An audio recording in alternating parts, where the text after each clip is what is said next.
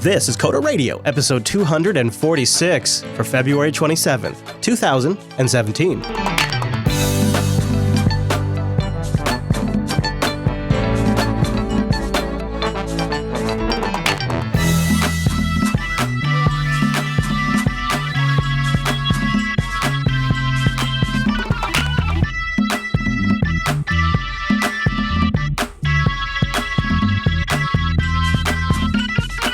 Everyone, and welcome to Coda Radio, Jupiter Broadcasting's weekly talk show, taking a pragmatic look at the art and business of software development and related technologies. This episode is brought to you by our two fine sponsors, DigitalOcean and Scale Your Code. I'll tell you more about those great sponsors as this here show goes on. My name is Chris, and I do have reason to believe established on the East Coast is our host, Mr. Michael Dominic. Hello, Mike. Oh, Sir Chris. So it's not fake news. You are indeed there. I am there, but Misa's so sad right now. Uh-oh, what happened, my friend? What happened? Well, we have to talk about Jar Jar. I saw the stories. It's truly heartbreaking. Okay, so I saved it for the show because, I care so much about the day-to-day developments of Jar Binks that I thought I should really save myself for the show. What happened, Mike? What happened? It sounds like there may have been a death. I'm not an accident of some kind. Well, let's quote the great man. Misa make a few mistakes. Oh, God. And Misa was banished. I don't believe you. And now Jar Binks is literally a sad clown entertaining refugee children on Naboo. Are you telling me that we are clear and free to navigate? There is no Jar Jar in our path from now on. Is this what you are relaying to me? Oh, that is not what I'm telling you. Oh, no. Hold on. Hold on. My confirmation bias cannot handle this reality that you are about to present. I don't want to hear this. You are about to shatter. I don't want to get triggered, Mike. Oh, you're going to get triggered. Everybody mocked him. Sith Lord conspiracy. No. Hisa was a good. Oh God, he just made some mistakes. Okay, if you don't know what I'm talking about, there is apparently a new Star Wars novel coming out, and The Verge and Ars Technica got some advanced copies, and the novel reveals Jar Jar's fate, and he really is a sad clown entertaining refugee children. So this is unbelievable that this character is even having anything written about it, and that this continues to be a storyline that can be talked about in this. Okay, first of all, I think it was an audience member, because I'm starting to wonder if there's a Jar Jar conspiracy.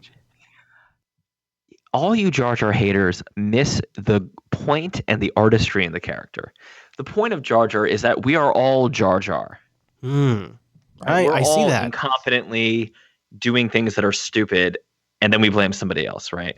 Yeah. I suppose it's sort of human nature, or it may be Jar Jar Binks' nature. It's Gungan nature, because I remember the race of Jar Jar. That's true. Because I am deep Jar Jar. You are. So deep.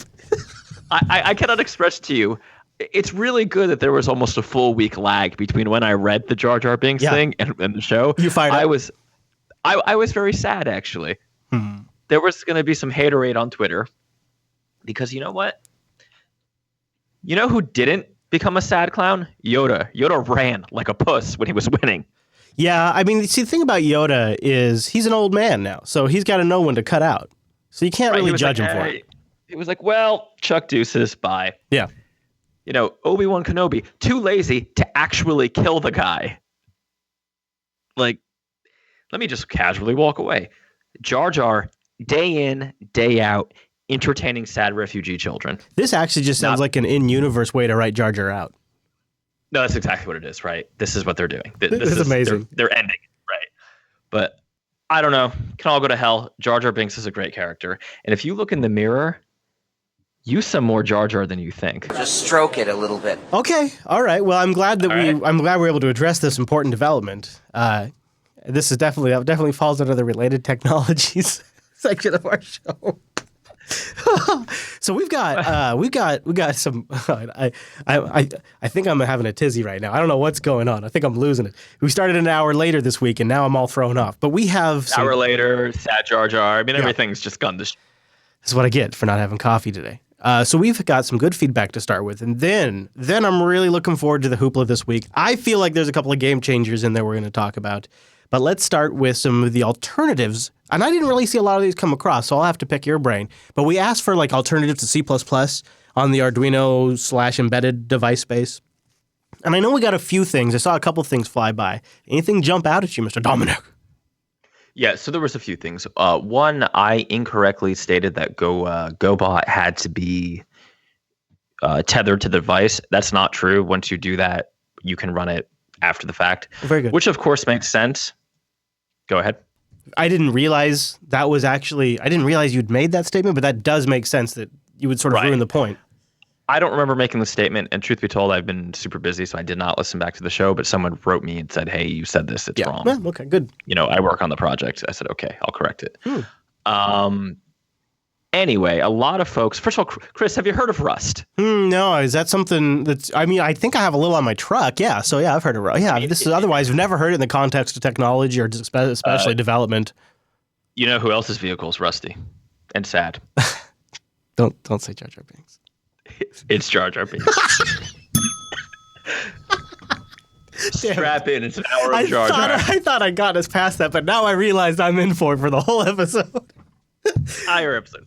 Yeah, okay. So of course, we've talked about. In fact, I think one of the reasons we talk about Rust the most is because there's so much damn excitement around it. Well, and we had an episode on it, I think, last week or the week before. We have the best Rust. It's really great. Nobody loves Rust as much as we do. I in fact think we're making Rust great again. But more to the point, someone sent me a GitHub page for Rust embedded, which actually looks really cool. And finally, I have a use for Rust. Okay, all right. So Rust embedded, we got the GitHub page linked up in the show notes, enabling usage of Rust on embedded platforms for Linux. That's sort of awesome, and it looks like it's a whole little collection of things here. Rust embedded web server, Docker Rust images to test Rust code on a variety of architectures. Wow, that's neat. They're really going all in with this. They're really going on. And this is not the only framework in Rust that folks sent over, but this was certainly the most popular one. This is a cool one. I got a Rust interface to the GPIO interface on Linux. That's big. Yeah. So that was one alternative. And I'm just going to go through these quickly because there were a few. Someone sent, because we also mentioned about, I didn't think Java ME was appropriate. Well, someone found an open source Java framework that works, they say, fairly well with Arduino. Unfortunately, I was unable to verify the link for the website, so I didn't put it in the show notes. So if that's you, please send it again, and we'll talk about it next week. But that was interesting, and I actually was able to get some Java code running on Arduino using a pretty small project. Okay. But, because we're all super nerdy here, right? So we have to use Elixir.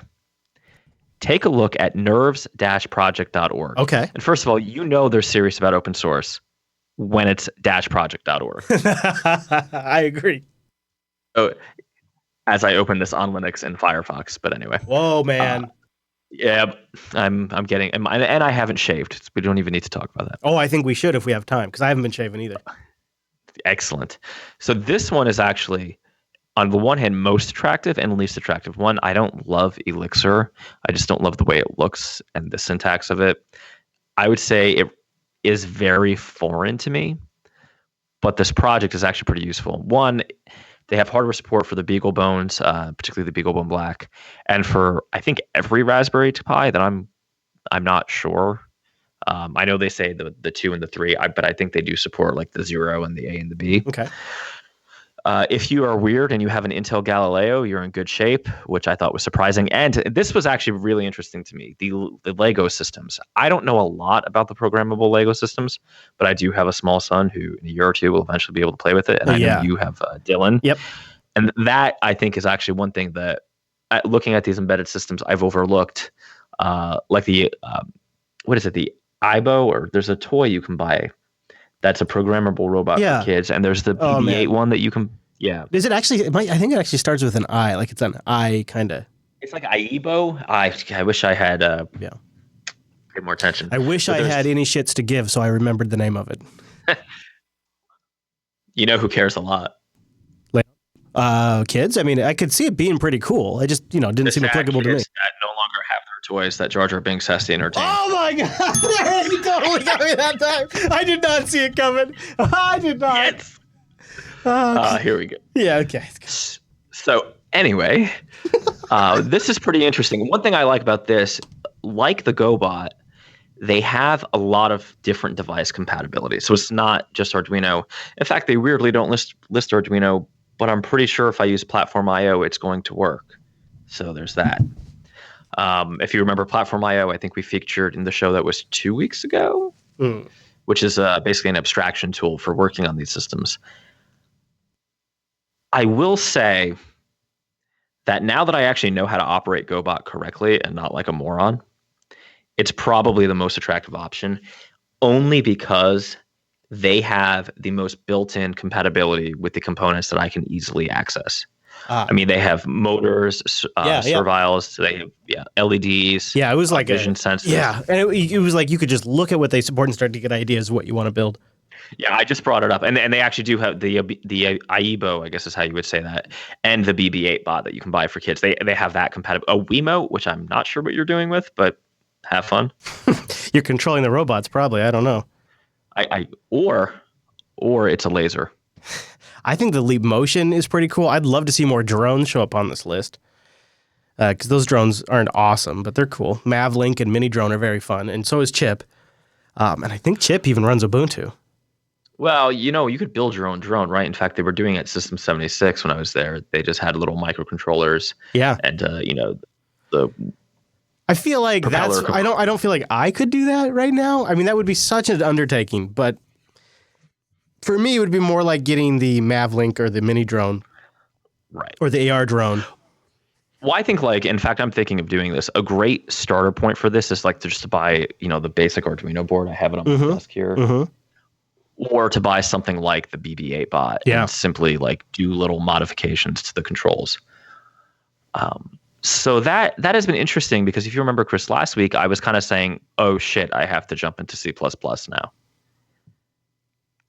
And while that's hardcore, nobody wants to do that.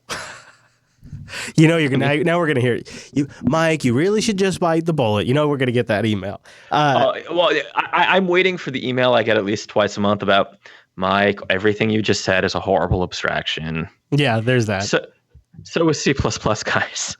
I look at this and see the reason why for somebody like me, C++ would never be an option, and the kind of use case that this does possibly scratch for me would be I would love to automate certain aspects of my RV's functionality. There are a lot of just switches and buttons that I have to flip that don't really require me to flip them. Everything is essentially can be triggered and turned on and turned off, but you just have to go flip a DC switch to have it start. And I would like to be able to centralize that to one central panel or one central app, and then be able to, with one thing, deploy the awning that requires a flip of a switch, use the jack stabilizers, which requires pushing another button, turn the water pump on, which I have to walk over to another spot and flip a switch. And none of it would be to save exercise or save time. It would just be simply to have have a little hobby to automate this stuff because it's all just relays and switches that could be automated. And I would love to be able to do it with sensor temperature. So when something's cold or too hot, something could be turned on or off. And this entire GoBot kit or whatever is all set to do that. There's even somebody like me could get started. And that's saying something. Yeah, there's a lot to start with. I mean, I think that as the stuff matures and becomes more commonplace, we're actually going to see more, I don't know how to say, but abstracted style frameworks like GoBot and like R2, which I didn't mention in the show, but it's basically a Ruby implementation of GoBot, though it has a lot less hardware support. Yeah, that makes a lot of sense. Yeah, I could definitely see that. It seems to be happening. It's happening now, as Wolf Blitzer would say. So that's pretty good. So GoBot.io we've talked about before. Rust Embedded, we'll have links to that in the show notes. And then there was another one that you'd heard of. Oh, also Elixir's in there too. Yeah, we mentioned Elixir briefly today. Yeah. Got a lot of good stuff in there. So, so if you're curious about this topic or want to know more, they got links in there. And if you've got things you've been trying out, you maybe walk this path, jupiterbroadcasting.com/contact, and choose the Coder Radio program from the dropdown. If you'd like to get your feedback on the show for things we talk about today, you also go there. jupiterbroadcasting.com/contact.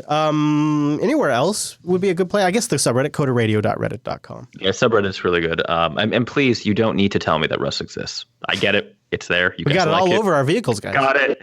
Got it all over our vehicles. So can I throw you a curveball? Mm-hmm. I have a war story. Oh, really? I didn't put in the show notes. Do you want to do an ad and then we'll do that? Sure, yeah. All right. Oh, ooh, look at you so tease it. I love it, man. All right, go to DigitalOcean.com. Use the promo code CODERDIGITAL. You apply it to your account after you sign up, and you get a $10 credit. This is a great way to try out DigitalOcean.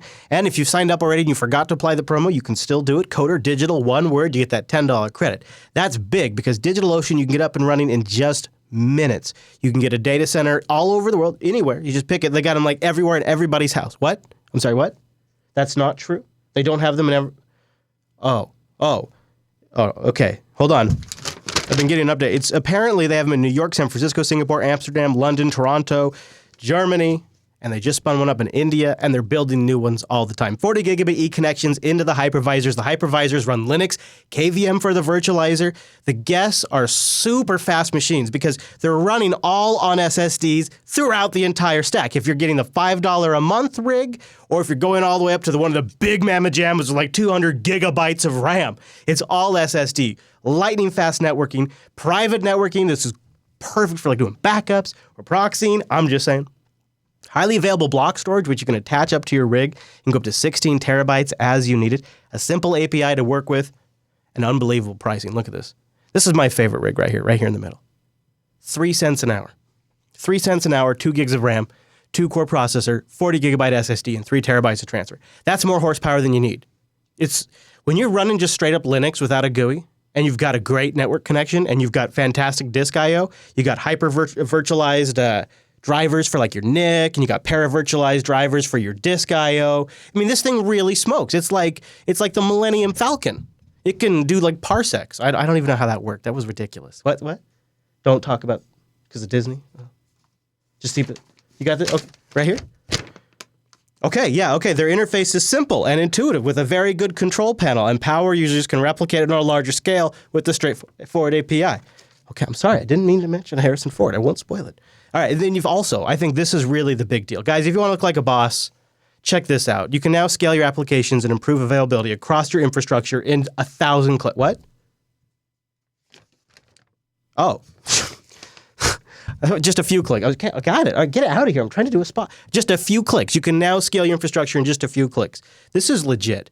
If you're a one-person shop and you want to look like big business, or if you're a big business and you want to be able to deploy infrastructure and not mess it up, go check out DigitalOcean's integrated load balancer system for $20 a month.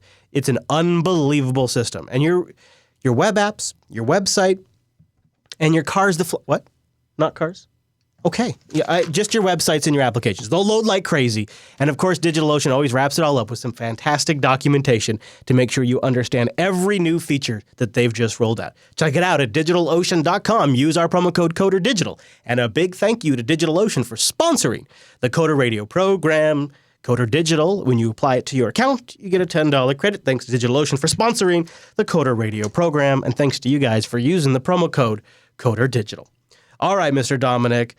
I think I'm ready. Just stroke it a little bit. I think I'm in the range. What? All right, give it to me. What is your war story? Okay, so let's talk about accounting for a moment. Let's talk about accounting having years of tax returns on computers. Let's talk about not backing up those files.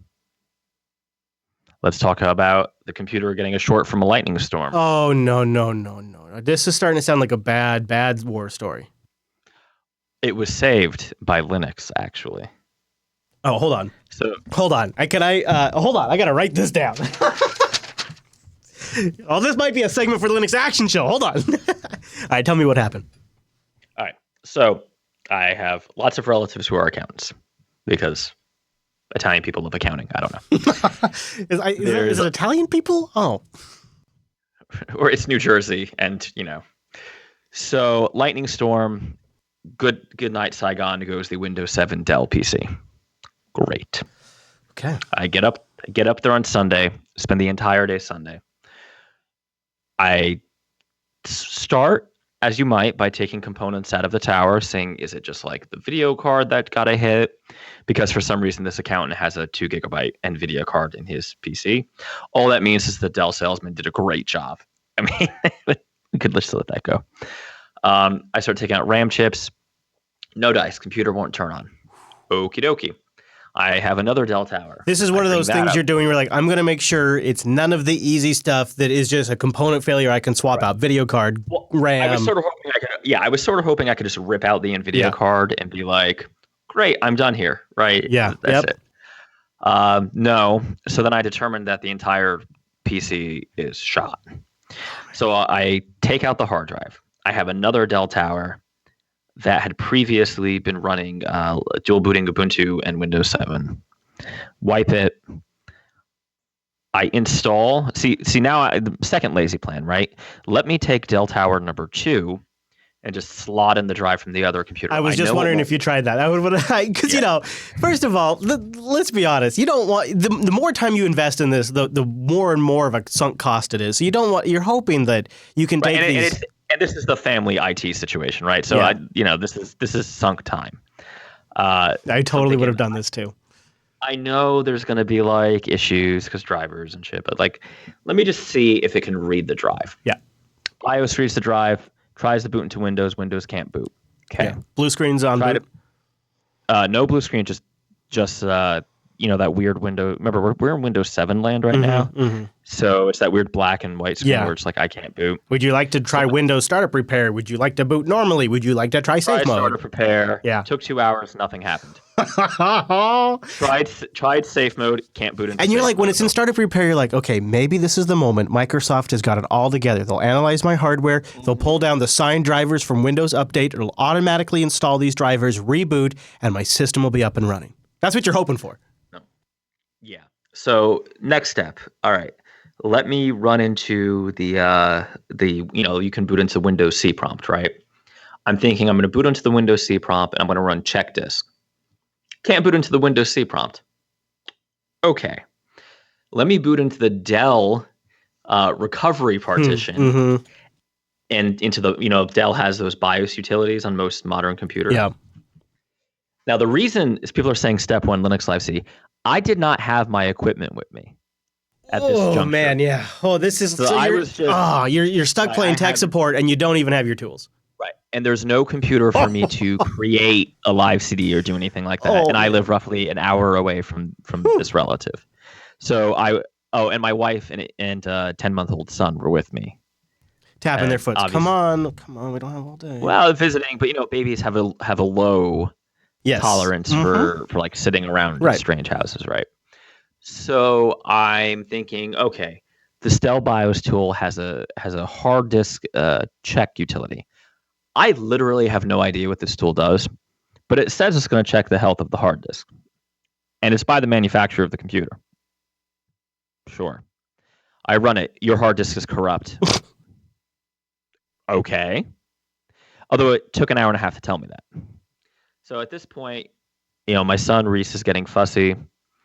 I drive him and Laura home. I get home. I pick up the Lemur. I swing by Best Buy, pick up a bay, one of those SATA bays. Don't want to you to just shove a SATA drive in them and then use it as USB to your computer. Mm-hmm. Yeah. Pick up one of those. And then one of those passport things, a backup drive. All right, so you're thinking, I'm going to take this drive out, I'm going to go external storage, it'll attach it, it'll show up like on Windows like a D drive or something, and I'll just go get the files. So the Windows can't read the drive at all. We've already established that. Okay. So what I'm thinking is that I'm going to take the Lemur because I know if I attach it via USB to Ubuntu, Linux can read it, right? At the worst case, I go into terminal and clone the drive. Mm-hmm. Wouldn't you know, the second I plug the drive into the Lemur, it reads it, no file corruption whatsoever, run gparted on it, nothing. Within, I would say, 20 minutes of plugging into Lemur, I had every tax return, every document required, with a simple Ruby script to bash and piping to bash, obviously. Done.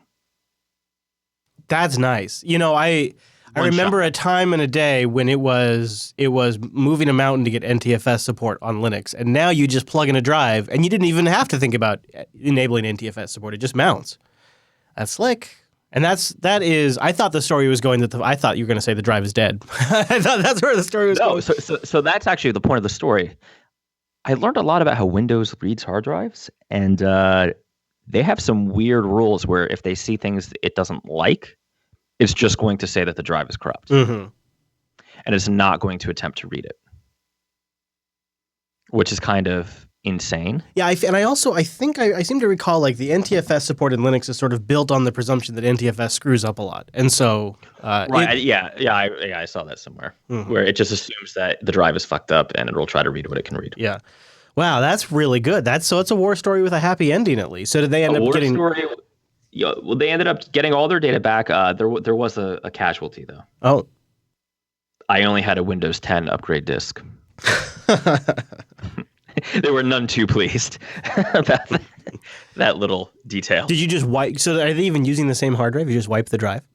No. I the other tower had a drive in it. So well, that was very nice of you. There's our war story for the day. You know, we have another war story of another kind. This guy Emmanuel writes about switching away from Atom to Visual Studio Code. And this kind of caught my attention because I'd seen several other individuals in our chat room talking about it. So this is all anecdotal. I totally acknowledge that.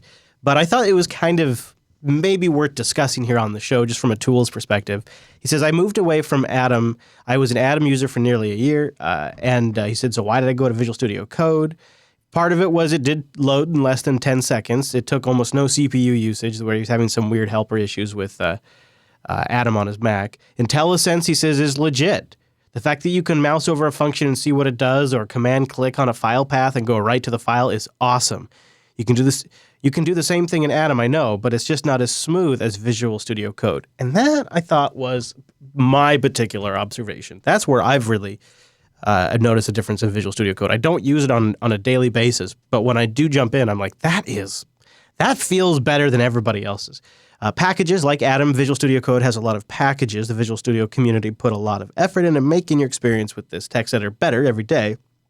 I do miss some of the Atom packages. At the same time, though, I have some new favorites for Visual Studio Code. Path IntelliSense, which helps you get the relative path of your file and help you autocomplete path names when you do something like, and he gives an example, and that does look really nice. Project Manager is an extension that he says that helps his life a lot. And then the auto rename tag, the JavaScript code snippets, output colorizer, which is kind of cool. You can add color to the internal terminal. Say that 5 times fast. And did I mention that there's a built-in terminal, he says. I don't know. I think the rest are not as impressive to me, although you can read the whole list if you'd like. I thought this is also kind of neat for those of you that like to do time tracking. WakaTime, this plugin will track your time spent in your text editor each week. It's like a Fitbit for a programmer. It will tell you which project you spend the most time on, which language you use the most, and can even keep track of goals you set during the week. Probably most of you time trackers already have something to do that, but it's kind of nice that WakaTime is an extension to do that. And then he goes through and talks about his snippet settings, packages, all that. So you can find the link in the show notes. Any follow-up thoughts on Visual Studio Code? It's been a while since it's been released. They've done some updates to it. Have you been leaving it alone, or have you picked it up from time to time like I have? Yeah. I tried out Atom, and then I went over to Visual Studio Code for many of the reasons that the author of this post mentions, particularly performance. But then I went to Vim because it's faster. Are you essing with me? Really? You're that guy now? Yeah. Well, I'm mostly in my JetBrains IDEs. Plug. Oh, okay, right? Okay, yeah. But I can understand that. Some quick scripting or quick, like writing notes or a file edit, I'm pretty much just popping open terminal and writing it in Vim. Yeah. I guess that doesn't seem too out of whack, actually. Especially when I find that to be the reason why I find that to be probably even the way I lean myself the majority of the time is because often I'm doing it inside an SSH session.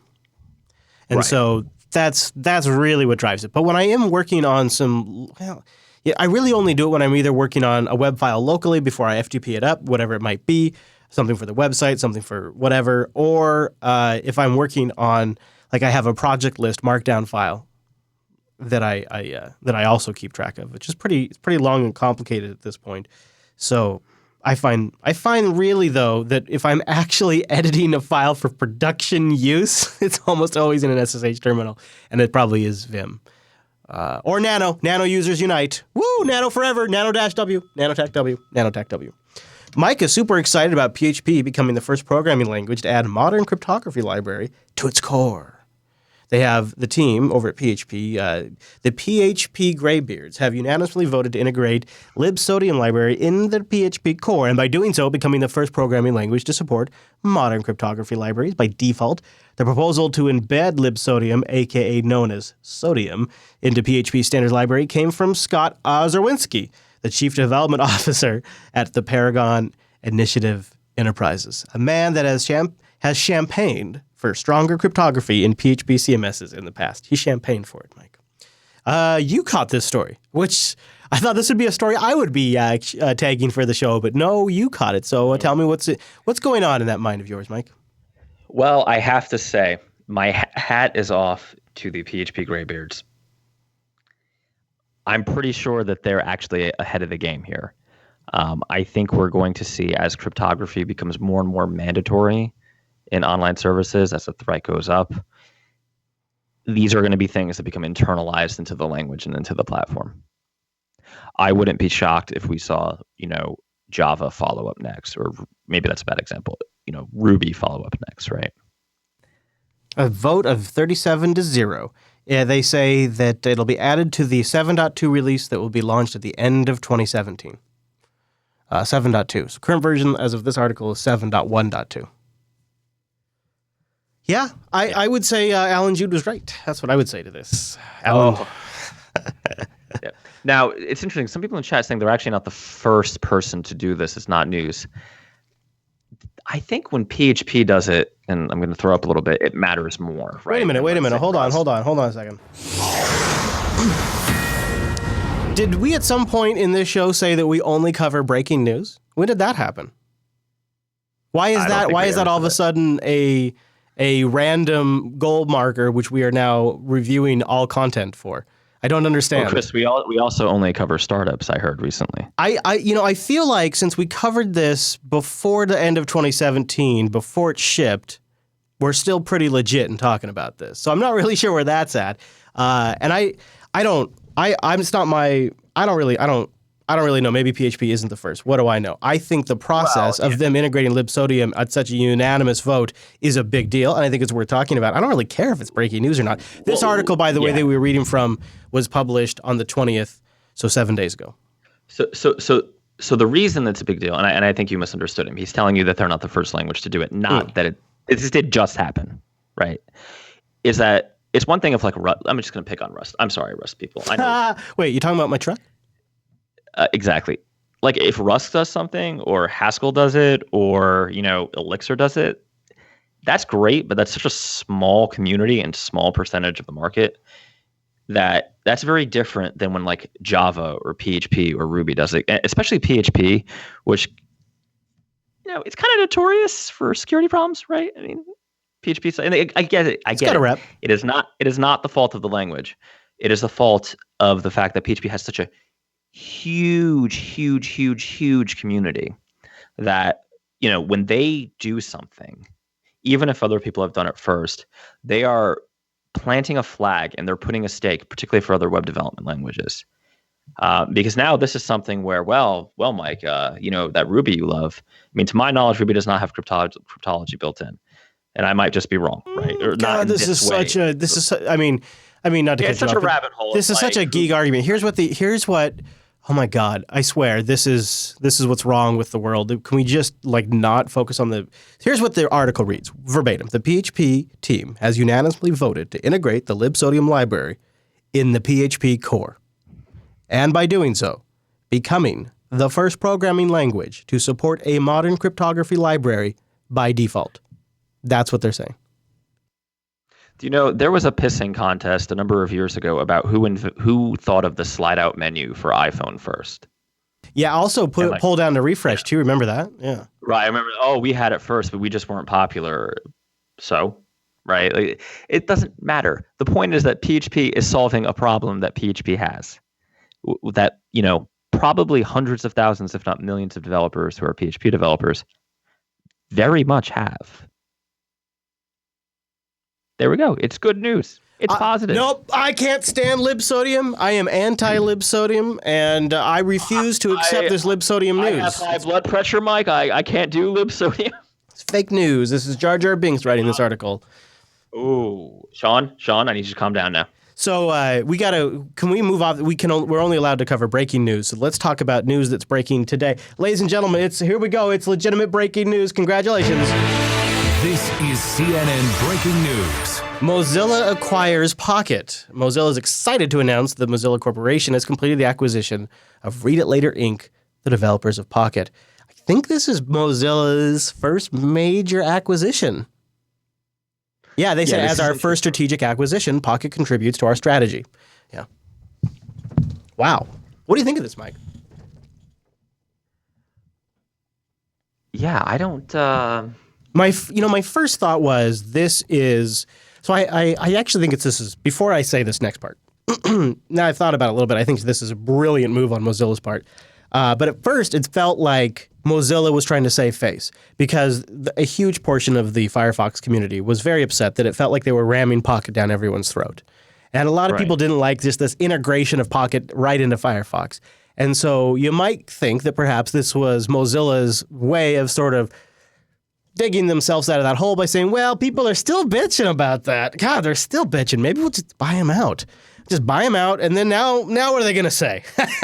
That was my first thought, which is not a charitable analysis. I'll tell you, though, having thought about it a little bit, there's something that Pocket has that Mozilla doesn't have. Pocket has really strong existing advertising deals in place. They have about 10 million active users, they say. I don't know if that's true or not, but they say they have 10 million active users, and they have existing ad deals and an ad sales platform, which is already making money. So when I think about it from that side, I kind of think it makes a little more sense. This is also pretty good functionality just to have built into your browser. So for those of you that maybe don't know what Pocket does, it's an Instapaper style. It grabs an article, downloads it, and sort of strips away a lot of the excessive stuff in a site and gives you a nice, readable, clean version that you can pull up later on. So say you're at work. I used to use this all the time at work, and now I use it to help do show research. I come across a story when I was at work that I wanted to read, but I had to get back to a task I was working on. I would toss it into Instapaper, and then later on, I would pull up Instapaper on a tablet or on my phone, and I would read through it. And then one of the really nice things about and why I stuck with Instapaper over Pocket is Instapaper supports the Open Dyslexia font. So for me, it makes I can read much quicker and easier, and I can really bang through stuff with that font. And so that was why I just went with Instapaper over Pocket. But it's essentially the same two things. There's other products on the market as well, and there's also things like Pinboard, which have sort of, I think, slowed these saving applications a little bit. So you're going to have 10 million unique monthly active users, they say, on iOS, Android, and web that they're picking up. Mozilla says that Pocket users save 3 billion pieces, quote unquote, of content so far. They're going to work closely with Pocket over the next year, and everything's essentially going to stay the same. They're going to just be like a wholly owned subsidiary of the Mozilla Corporation and part of the Mozilla open source project. But at least for the next year, not very much is going to change, at least as far as the public goes, according to Chris Beard. Yes, his last name is Beard, the CEO of Mozilla. I think it could be about ads. I think Mozilla is probably looking for ways to monetize. And I don't know. I'm a Pocket user, but I have no idea like what's going on with the app itself, right? In terms of, are they making money, are they not? I think it's interesting because I forgive me if I'm wrong, but it was 3 or 4 weeks ago, we were talking about Mozilla and we were talking about Firefox and how sort of for developers, Chrome has become the de facto target. Mm. Now, I've been taking the Firefox challenge and more or less liking it. But I'm wondering if they're not going to, I don't know, is this a step in Mozilla trying to bring kind of like marquee products into the Firefox or the Mozilla space. Almost like building attractions in a theme park, right? That's interesting. Like the works first best of the in Firefox, the first of the Firefox platform. Right, and that's exactly where I'm going with this. And my thinking is, are they going to open some sort of additional developer APIs, additional developer support, where your app will work well on all browsers, because they are pretty committed to openness and all of that. I don't know. It seems to me that it's also potentially a bail them out purchase. Financial thing. Yeah, So because maybe Pocket here's it's tough, right? Because first of all, it's competitive just in the save it later space, which is a niche among internet users to begin with. And then you're going up against Apple, which has a built-in read it later service into Safari, and Facebook, which is trying to get people to use their read it later service. And I'm sure Chrome or Android's going to have something sort of like this soon too. I feel like it's extremely competitive, and there's some huge incumbents, and in some cases platform providers that are bundling this feature in. Now, maybe it can stay.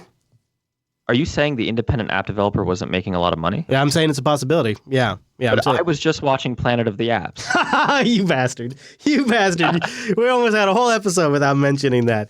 So I think it could be a save their sinking ship move, although I didn't really see any pleas of desperation from Pocket beforehand. I think this is useful functionality. I think people who haven't tried this but like to read a lot, or if there's things you want to save for the weekend that are sort of interesting but not really relevant to your day-to-day workday, it's really nice to just have like a spot on your weekend where you've got a few great articles queued up to read. And I think it's great functionality. I use it every day, but I don't know. I mean, maybe the more I think about it, the more it sounds like I'm kind of hitting the hash pipe here. I was hoping for some sort of almost like, Mozilla Strikes Back, right? Where they would somehow just beef up Firefox, beef up their web development offerings. Well, they're working on the Firefox part. Well, right, because I think we are sort of seeing a Chrome hegemony, in particular, certainly WebKit hegemony, right? Because WebKit's everywhere. Mm-hmm. But I don't know, maybe I'm just living in a lie. You're an old-fashioned kind of gal. That's what it is. You're an old-fashioned kind of gal. I think Mozilla.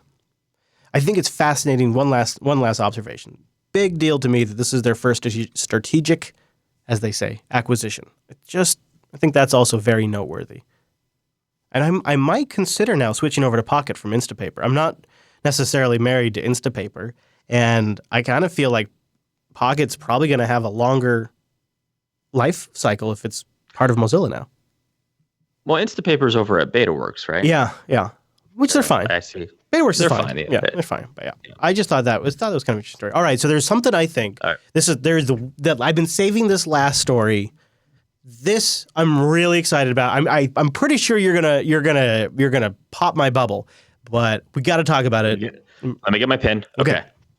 First, scaleyourcode.com. Go to scaleyourcode.com and learn from successful developers and rabbits. What? No. Oh, there's no rabbits. Oh, it's experts. Oh.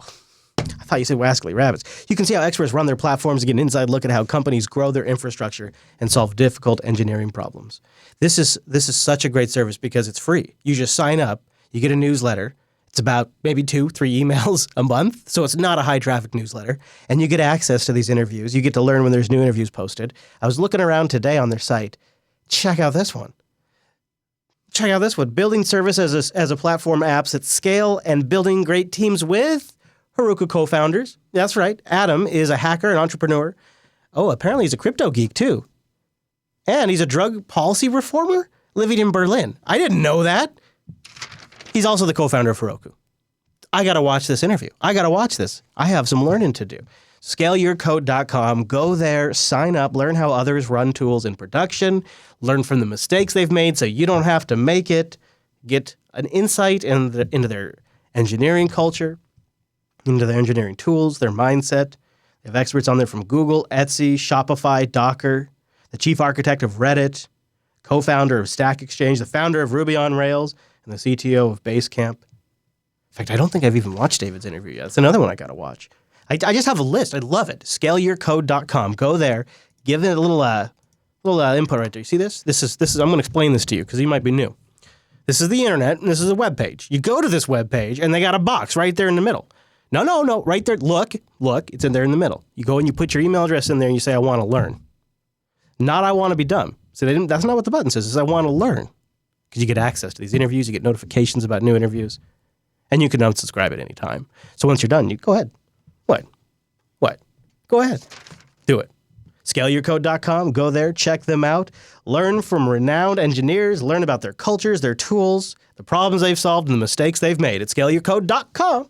And a big thank you to Scale Your Code for sponsoring the Coder Radio program.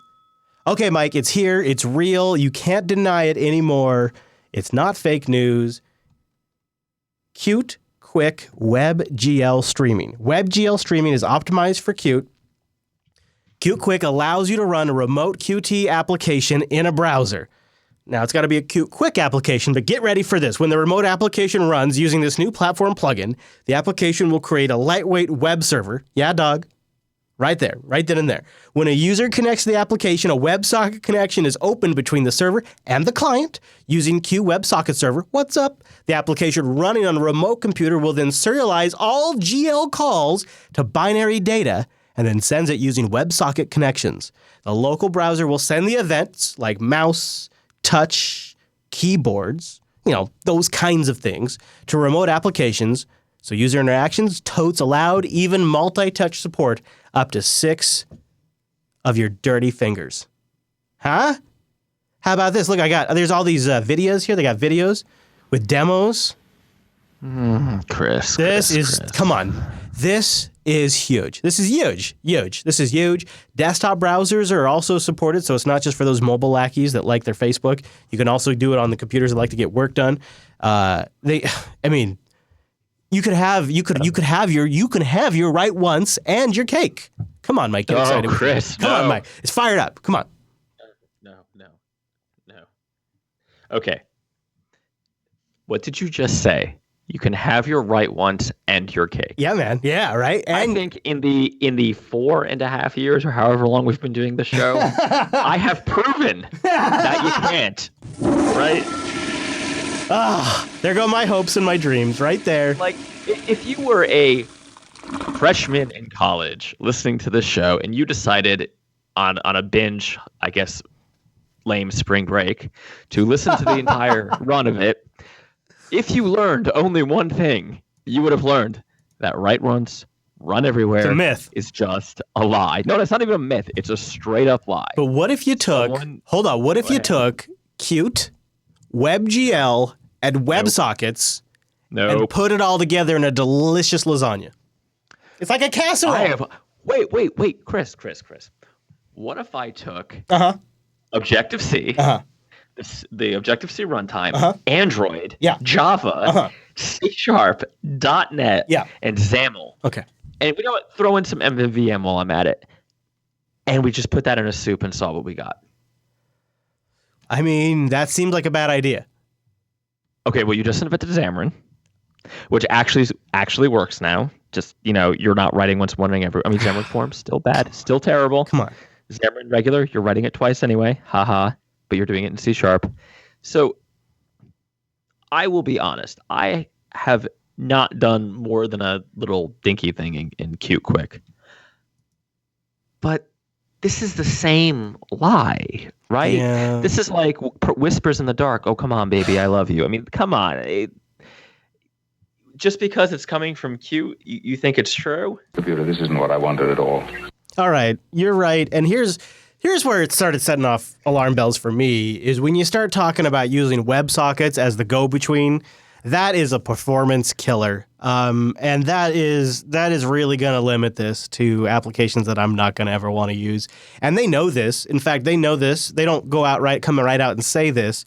But in Qt 5.10, they're working on something to help with this, compression extensions for WebSockets. So it's a compression system that'll sit on top of WebSockets, and it's going to be a framework for creating WebSocket extensions that add compression functionality to the WebSocket protocol. And this is really a fix for a problem that we already know, and it's not going to solve it completely. So these were the alarm bells went off for me, was using WebSockets as the go-between. It's just whenever that happens, you're going to get something that's not nearly as fast as you might want for a GL type application. It just seems like the two things are, I don't know. I mean, I guess you could use GL for the interface and for the input, but I love the idea though of here's where the excitement comes in. I still hate web apps. Remember how much crap I got when I said that like a year and a half ago? You mean from me? Yeah, and from the audience. I still hate Google Docs. I still hate every social networking application I use. Every major website that I have to fill something out where they have a complicated application, there's always something wrong with the way it works, with the usability, the way it integrates, whatever. It just is always a bad experience. It's still not as good as the applications that I was running on Mac OS and DOS and Windows 3 back in the 80s and 90s and early 2000s. The application, those old desktop applications still had more functionality and were way faster, launching off 5400 spinning RPM Rust. You're full of crap. No. Windows 3, come on. These web apps are atrocious.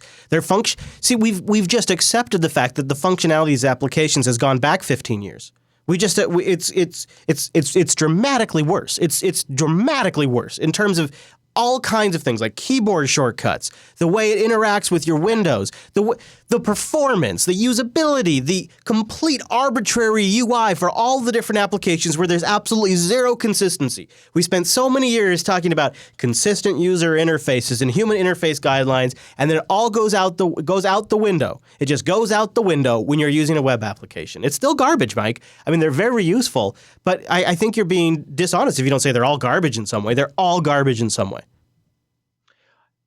So they're compromised, right? Yeah, they're all compromised. Yeah, they're all compromised, and it makes experience awful. Garbage. The worst. It's a huge problem. That they're garbage. We got to build a wall. Oh my God. Keep those filthy JavaScript developers out. All right. So let's take Google Docs, for example, right? I am running Firefox. I would like to copy this link. Mm-hmm. I right click. Right. I hit copy. I can't do it because I'm not in Chrome. Right. That's bad. But what? How about the speed? How about how long it takes to get the whole Google Docs interface up and get the doc you want actually going? The interface to find the docs, especially when you're working with multiple people on a team, the things move around in the list. It takes a while for the list to load. Then it takes a while for the UI to fully load. It's faster than it used to be, but it's still slower than it is for LibreOffice to load off my SSD. And yes, I understand why that is, but I feel like it's still too much of a compromise. That's all. That's why we talked a while back, right, about that we both, in fact, you converted me to this point of view, that we both thought the future was going to be basically everything you use as an HTML interface with JavaScript, right? Basically, or some sort of web type application. Mm-hmm. Are you now saying that you don't think that that's true? No, it's still happening. No, it's still happening. Yeah. Okay. Yeah, of course. We're just like, the best technology does not win. That's never the case. That's never the case. No, the cheapest wins, right? The cheapest, the most widely usable by the rest of the industry. There's any things that are not locked to a specific vendor. Although these things eventually seem to win out, and it is very useful. In fact, and Linux and the desktop Linux has been one of the biggest benefactors from this change in a long time as far as platform adoption goes. It's great for Linux. It's fantastic for Linux. I just think it's awful for end users, and that's why when I saw something like Qt Quick with WebGL, part of me goes, let's reboot. Let's rethink the way we deliver applications over the web.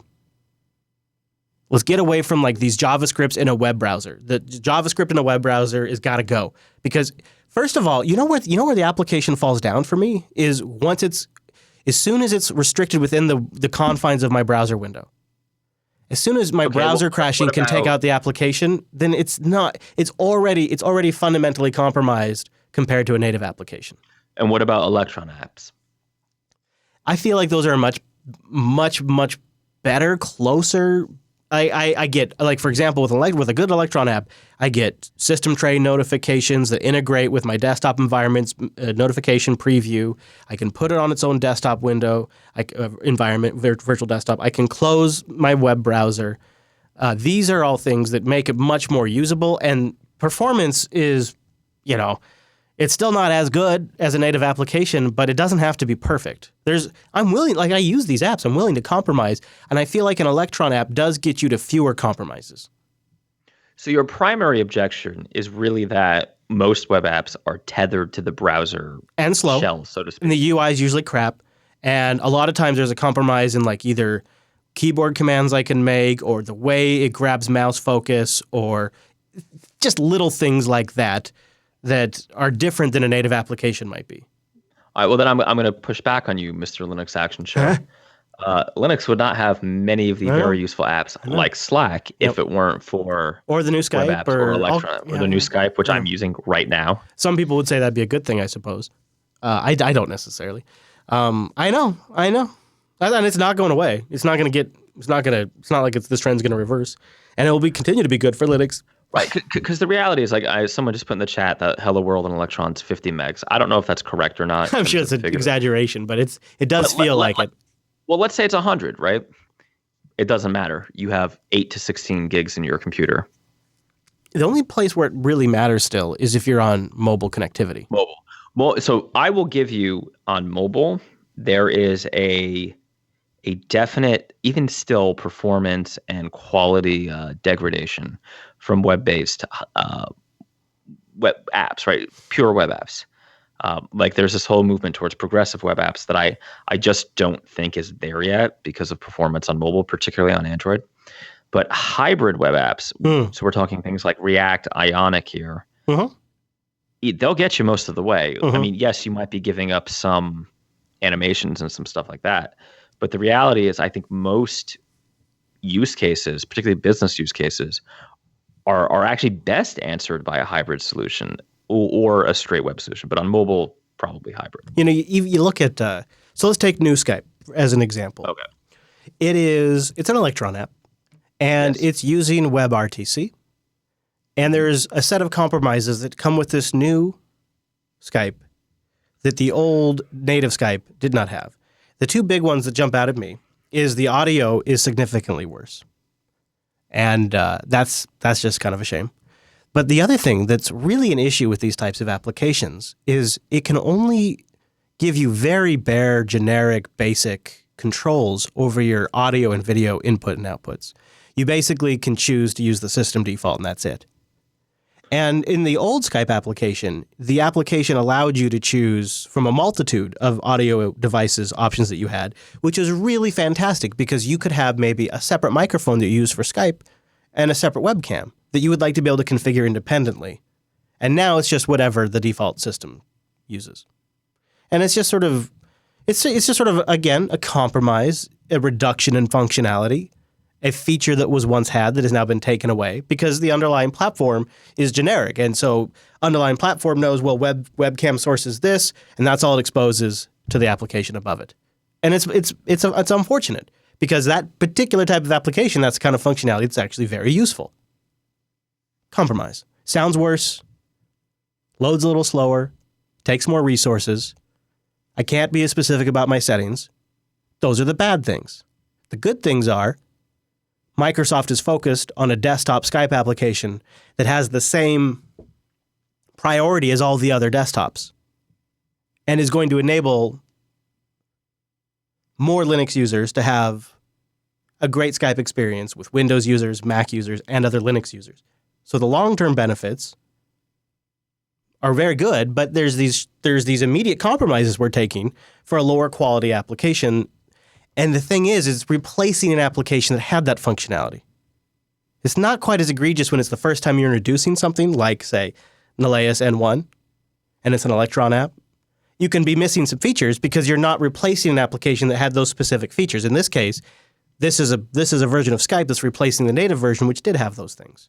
And that's why I'm still unhappy with it. And when I see things like Qt Quick, and I see things like Electron apps too, I suppose. I would rather see us go that way and get back to using the web browser to browse the web and stop using the web browser as an application platform.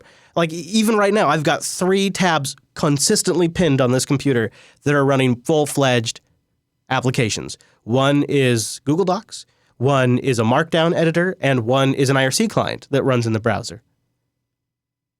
And it's just those are my best options right now because that's where the development resources and energy are going into. So as a user, even though I don't prefer those apps, I end up using them. Makes me want to go live in a cabin up on the mountains, Mike. All right, well, so you slashed my dreams. You slashed my dreams. Cut them down like the dogs they were. I was all happy. I was flying high on life. I thought Qt Quick WebGL streaming would change all of the things. Actually, that's not true. But I am actually pretty excited about it. And I bet there will be some legitimate use cases for it. You know, they give examples, too, of like some simple applications like a time clock application, a clock application. I could see some legitimate use cases for it, too. And I'll have a link in the show notes if you guys want to learn more about Qt Quick WebGL streaming. Mr. Dominic, is there anything else we want to cover on this week's episode of the show? No, I think we are good. It has been a pleasure as always. Mike, always a pleasure. Always. If people want to get the latest in Jar Binks news, where should they follow you online? At Nuke on Twitter. Every week I do it. Every week I catch you. Every single week. Never gets old either. All right, follow me. I'm on the Twitters too, at Chris LAS, the network, at Jupiter Signal. You can find out about show news, releases, our live time. Get that at jupiterbroadcasting.com/calendar. We do it on a Monday. Our contact page for your feedback and thoughts, jupiterbroadcasting.com/calendar. We like to start the show out with that. And submit topics and another great place for feedback, coderradio.reddit.com. Okay, everyone. Thanks so much for tuning this week's episode of the Coder Radio program. And we'll see you right back here next week.